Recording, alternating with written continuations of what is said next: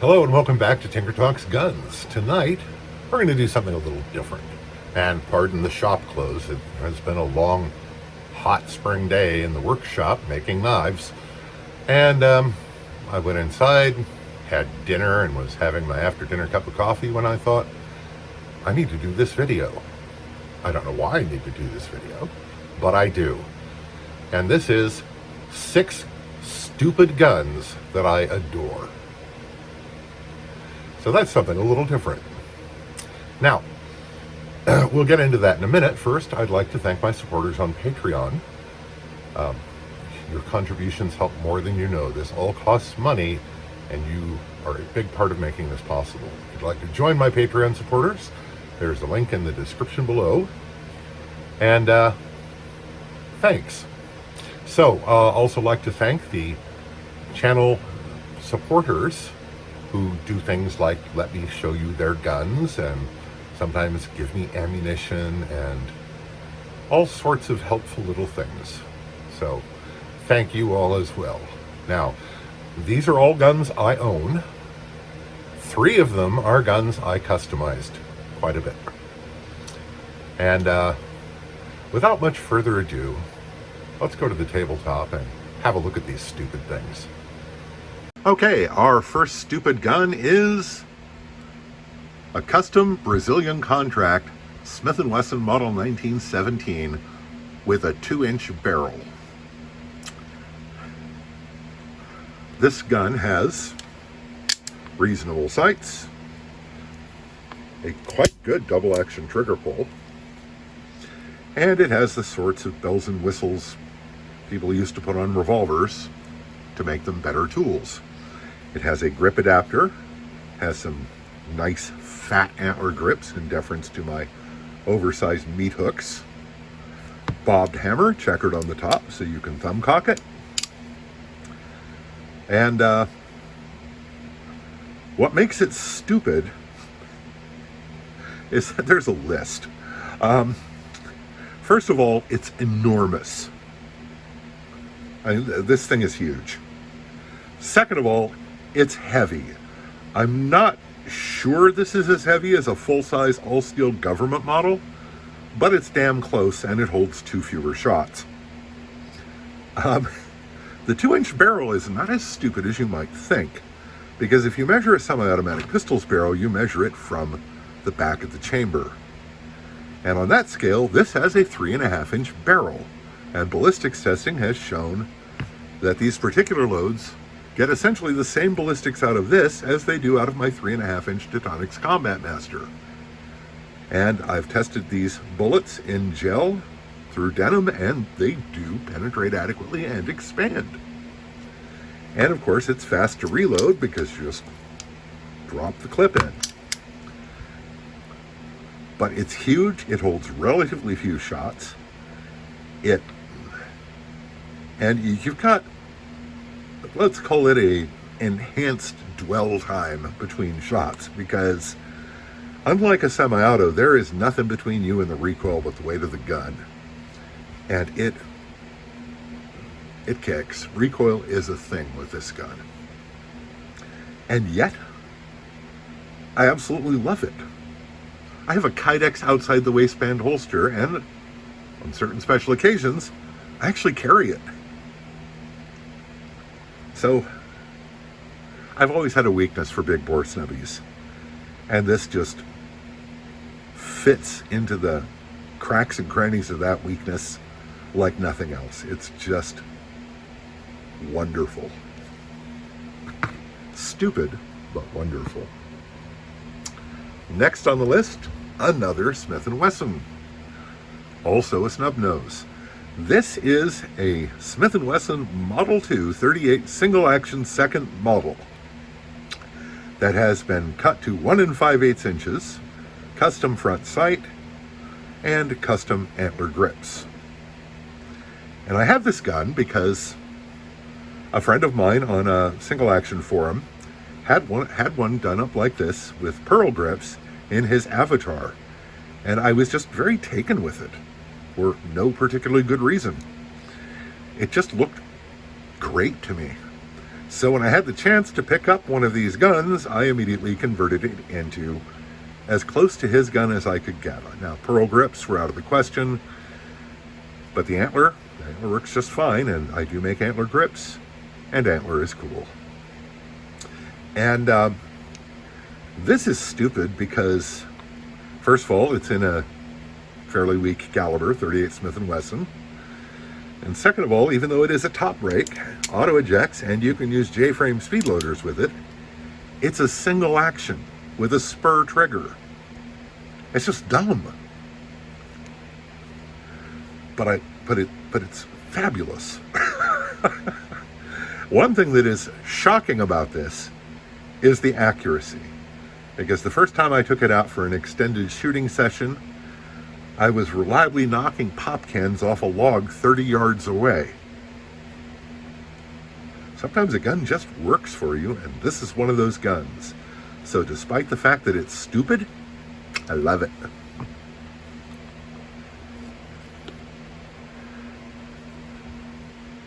The next gun, which is number 4 on the list, is another Smith & Wesson.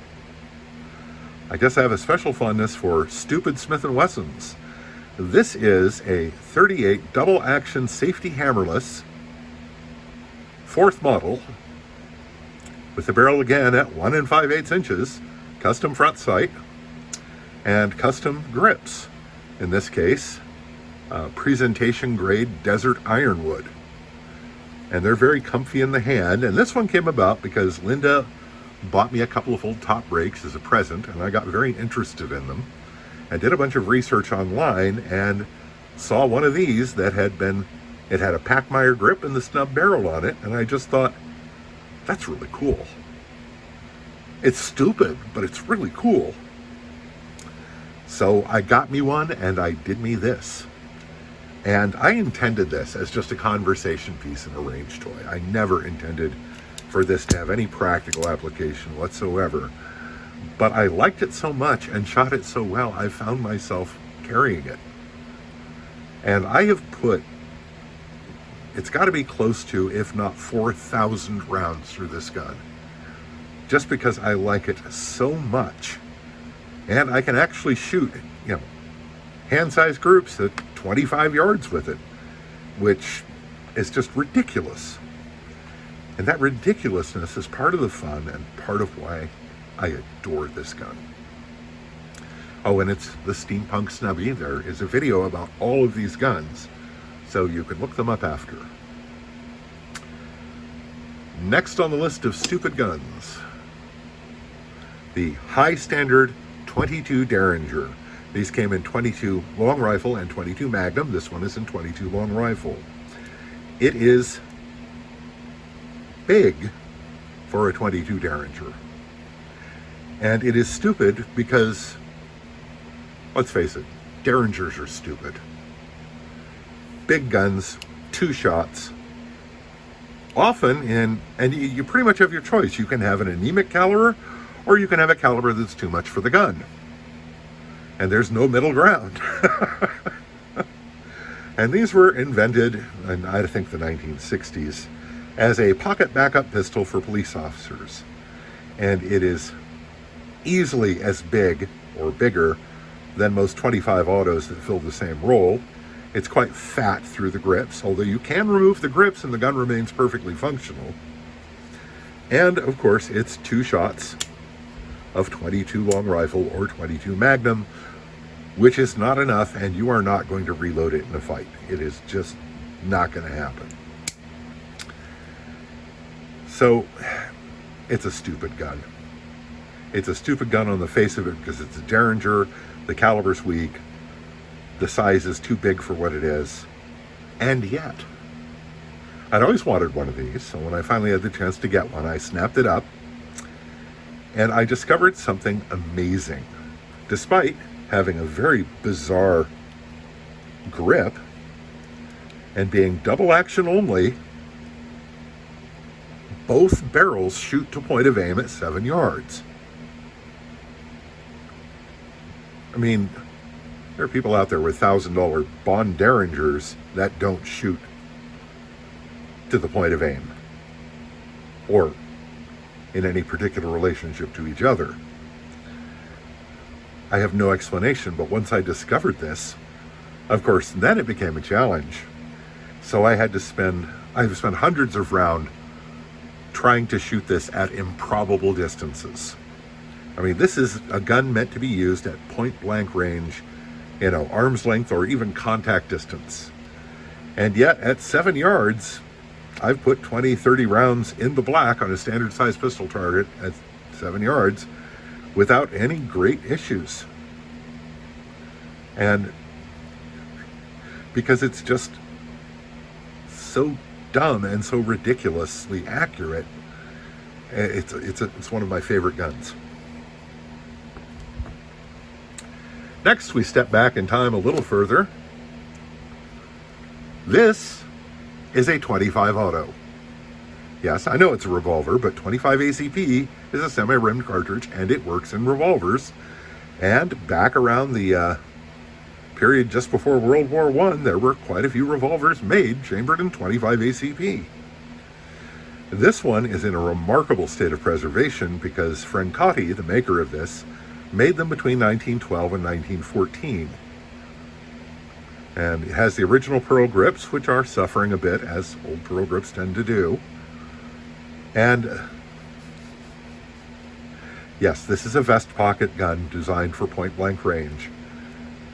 And it's a 5-shooter, and it's just utterly silly.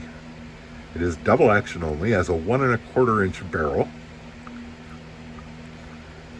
And but the double action pull is not heavy and is just glass smooth. Go figure. And to load it, you remove the barrel, pop out the cylinder, use the axis pin to knock the empties out, refill it, and put it back together. And it's one of those guns where if the 5 shots you've got in it don't work, you're done, because you are not going to reload this under pressure. But it's just such a silly little thing, and it is so tiny. I mean, compare it to the high standard. It's diminutive. It's more on the scale of like an NAA micro Derringer, except it has a full-size trigger guard. And I spotted this on Gunbroker, and it was just the most adorable gun I'd ever seen. And I sent it to Linda in Messenger saying, "Isn't this the most adorable gun you've ever seen?" And she said, "Yes, your birthday is coming up. Would you like it?" And of course I said, "Yes, please." Now, I don't shoot this gun often because I can't hit doodly with it. I can barely keep them on the paper at 3 yards. And partly that's because this gun is absurdly small in my hand. The sights aren't much, and they don't seem to have any relationship to where the bullets are hitting. But still, it's adorable, it's strange, and very, very cool. Last, but far from least, the Smith & Wesson Model 61-2, a really big pocket pistol in .22 long rifle. Now, when the Gun Control Act of 1968 effectively forbade the import of small caliber pocket pistols like .22s and .25 ACPs and things like that, Smith & Wesson said, "Aha, we see an opening in the market. Let's take a lot of drugs and come up with a pistol." And that's exactly what they did. Okay, I don't know about the drugs for sure, but it's the only thing that explains this. Because the obvious thing to do in 1970 when you're designing a new modern pocket pistol is to base it on an obscure pistol, the Piper Bayard, from 1908, which was chambered in .32 ACP or .380 auto. And the Piper Bayard is a weird gun. The barrel's on the bottom, the recoil spring's on the top, and that's very odd. It's a hammer-fired single action, so that's what all this is room for the hammer mechanism. The ergonomics are best described as weird. And you might think that, well, it's big, but at least it probably has a decent magazine capacity. No, it doesn't. It only holds 5 shots, just like the Piper Bayard, but they're 5 much, much smaller shots. The only way this could be weirder was if Smith & Wesson had made it in 22 short as well. And Smith & Wesson, if you're listening, don't get any ideas. Now, they did make some changes from the Piper Bayard. They made the ergonomics much worse. They did put the safety in a much more sensible and better place. And just so that you know that the hammer's cocked, they put this little razor sharp pin sticking out right there, where eventually, sooner or later, it is going to gore my thumb. I don't know when it's going to happen, but it will. So why do I like this creative interpretation of a firearm? Because it's ludicrously fun. The sights are actually quite good. The trigger is quite good. And it's just absurdly accurate and fun to shoot. Again, I no trouble producing a hand-sized group with this at 25 yards, which nobody can argue that this pistol was made to do that or is particularly suitable for it, and yet I can. And 7-yard rapid-fire groups all punch right into the black, nice and tight. There's no recoil, and it's just a hoot to fire. I have put hundreds and hundreds of rounds of .22 long rifle through this, giggling all the way, because it's just so dumb. Why would you put a 5-round magazine in a pocket pistol this size? It defies logic. I can only speculate that Smith & Wesson's engineering staff do not remember the 60s. But it's just great fun, and I just love shooting it. So all of these guns are silly and kind of stupid in that they make absolutely no sense in the modern world. But while I am very serious about Second Amendment and self-defense, and take my guns very seriously in that regard, this is also a hobby, my hobby. And guns don't always have to be about practicality and function, because sometimes they're just cool and fun. And if you can afford stupid guns and you love a stupid gun, I would hardly encourage you to buy it. I would not encourage you necessarily to bet your life on it. But, like I said, it's not always about that. So, for good or ill, I adore my stupid guns. And I have more stupid guns that I'll probably show you at another time. But that's enough for now. So, I hope this finds you well. Stay safe, hit the like button, and take care.